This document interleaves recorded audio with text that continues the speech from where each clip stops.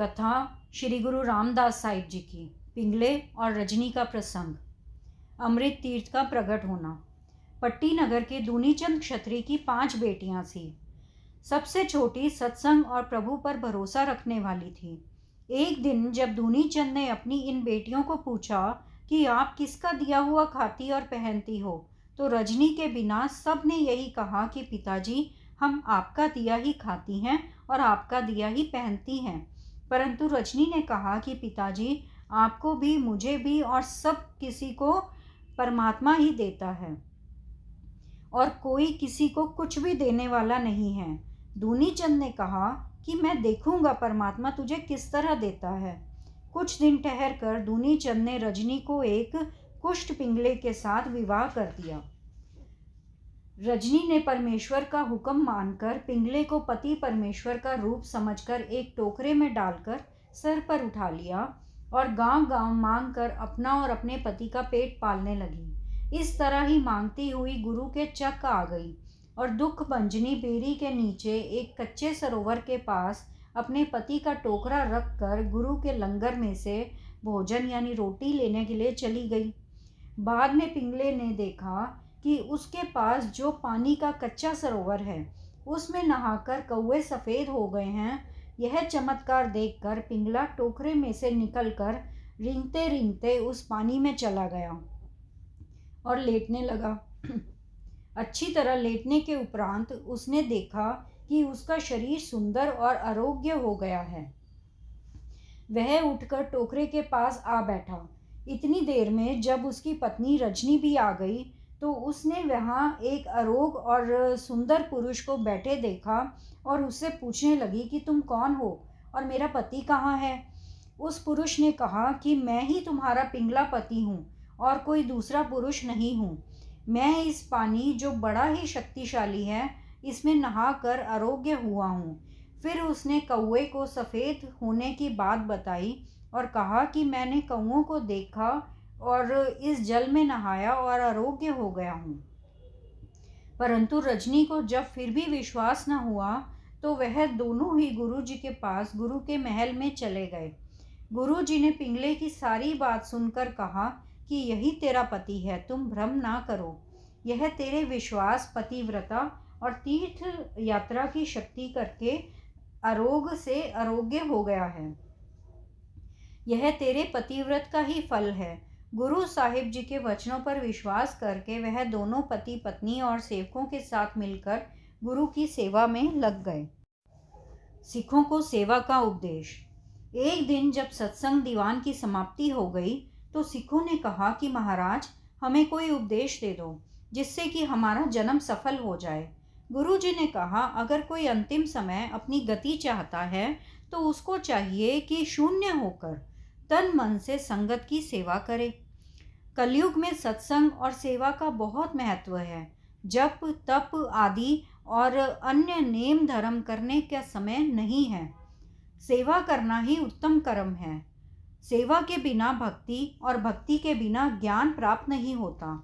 इसलिए सेवा सब शुभ कर्मों का मूल है।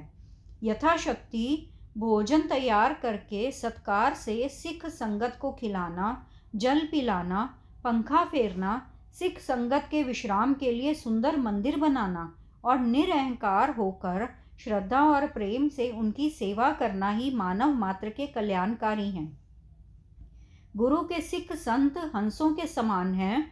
जो इनकी सेवा करता है उसको सब फल प्राप्त होता है।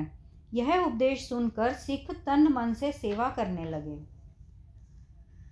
गुरु जी का अपने संबंधियों की प्रार्थना को स्वीकार करके लाहौर जाना।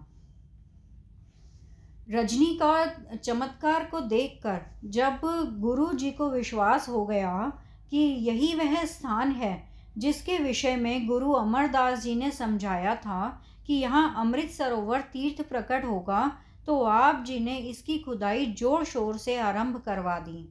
इधर जब दूनीचंद को अपने पिंगले जवाई के आरोग्य होने की खबर मिली तो वह बड़े सत्कार से उनको अपने घर पट्टी के नगर में ले गया। यह बात जब लाहौर की सिख संगत ने सुनी तो गुरु जी जो सरोवर तैयार करवा रहे हैं वह बड़ा शक्तिवान है।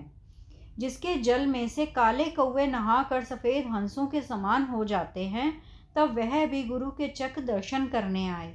कुछ दिन कार सेवा और गुरु जी के दर्शन करके जब वह वापस जाने लगे तो गुरु जी के ताए के पुत्र सहारी मल ने प्रार्थना की कि महाराज, आप कृपा करके एक बार ज़रूर लाहौर चलकर अपने वंश और संबंधियों को दर्शन देकर प्रसन्न करो। इनका प्रेम और श्रद्धा देखकर गुरु जी ने लाहौर जाना स्वीकार कर लिया। लाहौर आकर गुरु जी ने अपना चूने मंडी वाला घर तोड़कर वहाँ धर्मशाला बनवा दी और संगतों के स्नान पानी के लिए उसमें एक कुआं भी लगवा दिया।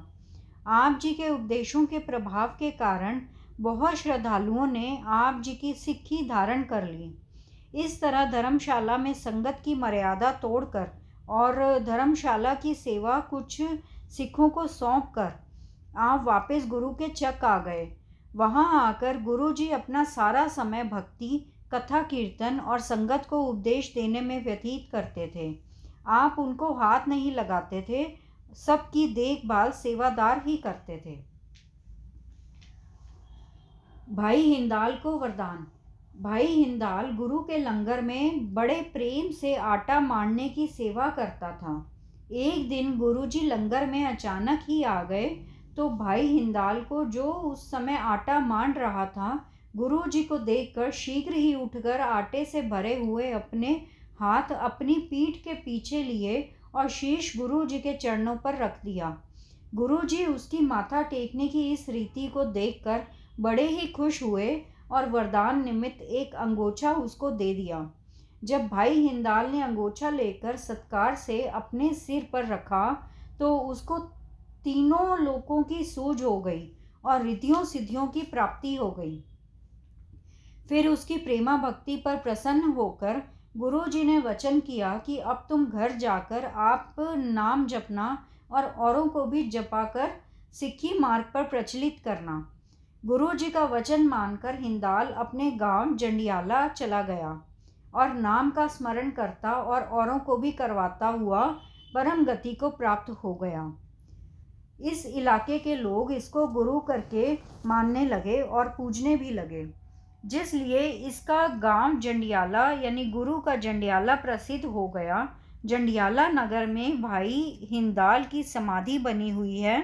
बाद में इसकी संतान के व्यक्ति गुरु घर के और गुरु सिखों के बड़े विरोधी और निंदक भी हो गए थे। भाई गुरदास जी को आगरे भेजना। एक दिन जब भाई गुरदास जी गुरु के दर्शन करने आए तो आप जी ने कहा कि तुम आगरे चले जाओ और उस प्रदेश में गुरु नानक साहिब जी के सिख सिद्धांतों का प्रचार करो। गुरु जी का वचन मानकर भाई जी आगरे चले गए और उन्होंने वहाँ सिक्खी का प्रचार करके अनेक प्राणियों को सिक्खी धारण करवाई। बाबा श्री चंद जी ने आना। एक बार गुरु नानक साहिब जी के बड़े सुपुत्र बाबा श्री चंद जी श्री गुरु रामदास जी के महिमा सुनकर अपने गोदड़िए के कंधे पर चक गुरु के आ गए। जब गुरु जी ने बाबा जी का आना सुना तो आप जी उठकर बाबा जी को आगे होकर मिले और चरणों पर नमस्कार करके सत्कार से अपने साथ लाकर प्रसाद पानी की सेवा बड़े प्रेम से की। बाबा जी ने पूछा कि रामदास जी, आपने दाढ़ी इतनी लंबी क्यों बढ़ाई हुई है? तब गुरु जी ने अपनी दाढ़ी हाथ में पकड़कर कहा कि यह आप जी के चरण साफ करने के लिए बढ़ाई है। गुरु जी की इस नम्रता को देखकर बाबा जी ने बड़े खुश होकर वचन किया कि इन गुणों के कारण ही आपने यह उच्च पदवी पाई है। गुरु जी ने बाबा जी को आदर सहित एक घोड़ा और 500 रुपये दर्शन भेंट करके माथा टेका। बाबा जी ने खुश होकर आप जी को कई वरदान दिए कि यहाँ जो श्रद्धा से आएगा उसको मनवांछित फल प्राप्त होगा। नाम कीर्तन का सदा प्रवाह चलता रहेगा और लक्ष्मी अटूट आएगी। इस तरह के शुभ वरदान देखकर बाबा जी वापस करतारपुर रावी नदी के किनारे चले गए। सिख की रहनी का उपदेश। एक दिन गुरु जी के दीवान में बहुत सिख संगत बैठकर गुरु जी का उपदेश सुन रही थी। गुरु जी ने कहा, हे प्यारे सिखों, यह मानव जन्म दुर्लभ है। मन के सारे विकार को दूर करके गुरु उपदेश के द्वारा हरि नाम का स्मरण करके इस अमूल्य जन्म को सफल करना चाहिए। गुरु जी का यह उपदेश सुनकर और इसको धारण करके परम गति को प्राप्त हुए। सतनाम सतनाम सतनाम जी, वाहे गुरु जी। सतनाम सतनाम सतनाम जी, वाहे गुरु जी। वाहे गुरु तेरा शुक्र है, शुक्र है, शुक्र है तेरा दात्या, तेरा शुक्र है।